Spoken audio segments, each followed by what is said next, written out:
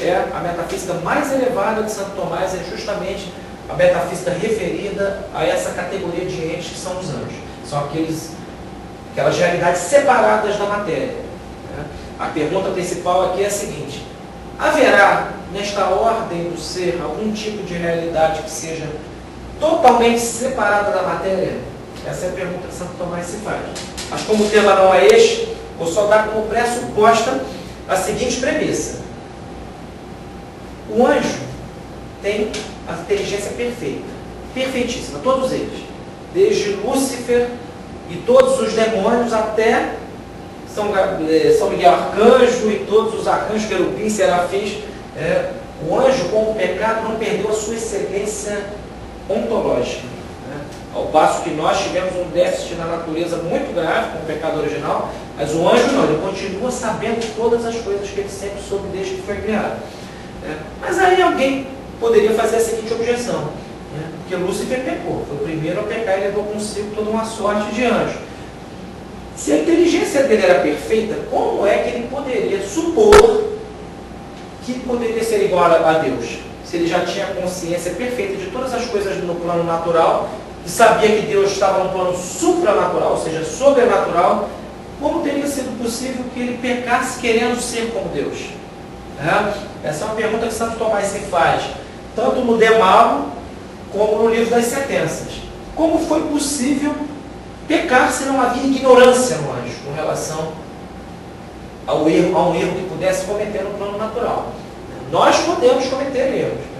A nossa anuência ao mal vem mesclada de erros, de muitos erros. Por isso, aliás, que o nosso pecado é bem menor. Porque quando nós escolhemos mal, Santo Tomás chega a dizer num trecho do livro de Verdade que, por pior que seja a situação de um homem, ele não está no estado tal que tenha obstinação perfeita no mal.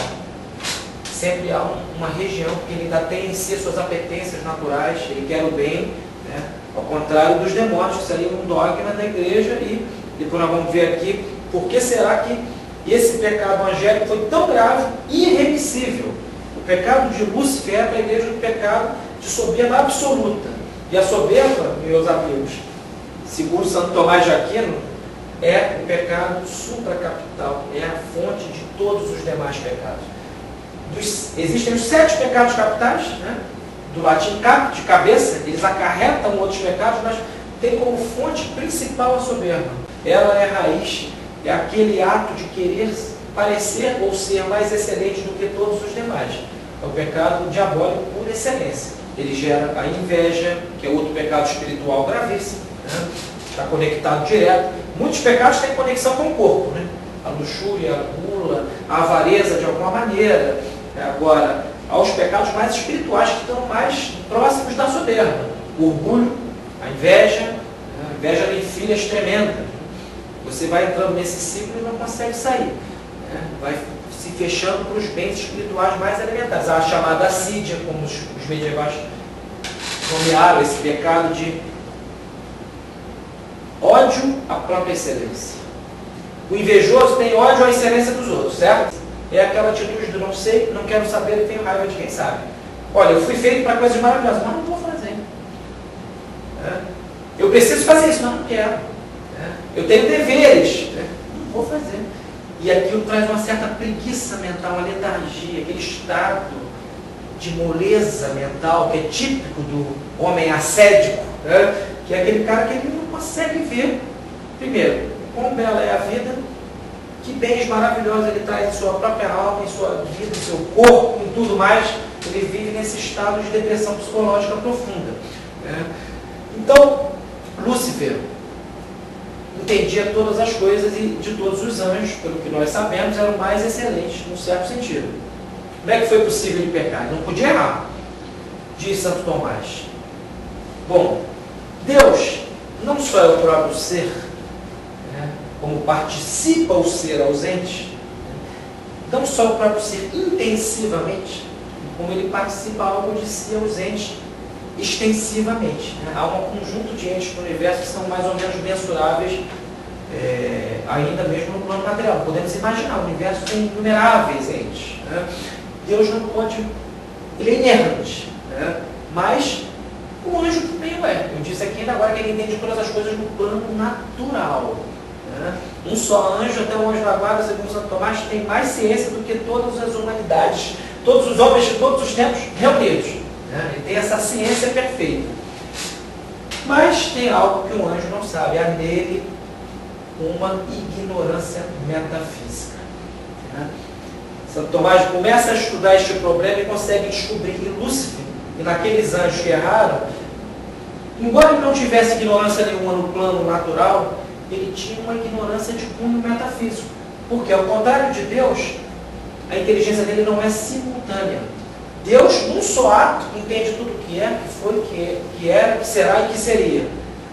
O anjo entende aquilo que contempla, mas ele não tem a intuição simultânea de todas as verdades do universo. Portanto, desconhecem a ordem da providência sobrenatural. Né? O anjo não tem essa intelecção de todos os bens num só ato, porque ele é composição de essência e ser, e seu ser tem um limite. Né? A forma angélica demarca um limite, ele não consegue, esse limite pode ser demarcado também por essas espécies angélicas, é tudo que ele pode entender. Então, em Lúcifer, recapitulando, havia essa ignorância metafísica que o fez, aí sim, vamos chegar exatamente no termo que Santo Tomás usa, não deliberar com relação a um bem mais excelente. O pecado de Lúcifer não foi de ignorância, foi de não deliberação com relação à ordem da providência. Ele não deliberou, por isso quis parecer, ele não podia errar, ele sabia que não poderia ser como Deus, mas ele quis, das características que Deus possui, o governo sobre todas as coisas, que é aquela mais visível. Deus tem o governo de todas as coisas. Lúcifer quis ser absolutamente feliz sem submeter-se a Deus. Tanto é que o pecado dele é o chamado não servia, não servirei. Essa é a atitude de Lúcifer. Tem uma frase muito famosa, vocês já devem ter lido, no livro do Milton, livro diabólico. Não aconselho a ninguém, só se depois você tiver já uma vida espiritual, porque realmente é um desses livros tremendos, que é o Paraíso Perdido. Então é a verdadeira história da queda. E tem uma frase ali que ficou famosa, que Lúcifer diz assim: é melhor reinar no inferno do que servir no céu. E é de arrepiar. Nós não conseguimos mensurar o grau de maldade de uma inteligência angélica. O maior assassino do parque, lá, o estuprador lá, que foi o... Lembra do louco, o maníaco do parque? Não tem como parâmetro de maldade, essa maldade diabólica, que é uma maldade comparada à nossa, perfeitamente obstinada, porque a anuência que Lúcifer deu ao mal foi sem paixões.